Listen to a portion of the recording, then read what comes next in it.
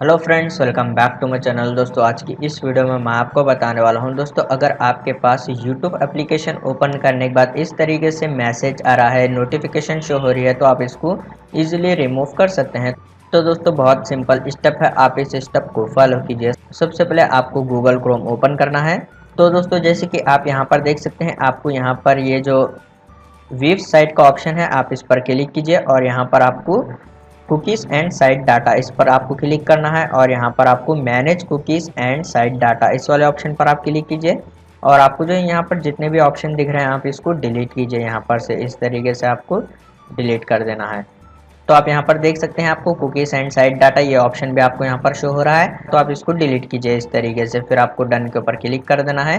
तो आपको यहाँ पर भी शो हो रहा है पेज रीलोड का ऑप्शन, या फिर आप जो है यहाँ पर से भी पेज को रीलोड कर सकते हैं। फिर आप गूगल क्रोम को क्लोज कर पीसी को रीस्टार्ट कीजिए, फिर से गूगल क्रोम ओपन कर फिर से आप यूट्यूब को ओपन कीजिए, आपके पास ये प्रॉब्लम नहीं होगी। तो इस तरीके से आप इजीली ये प्रॉब्लम को सॉल्व कर सकते हैं। उम्मीद है आपको वीडियो पसंद आया तो प्लीज़ लाइक कर देना और इसी तरह के वीडियोस देखने के लिए चैनल को सब्सक्राइब कीजिए।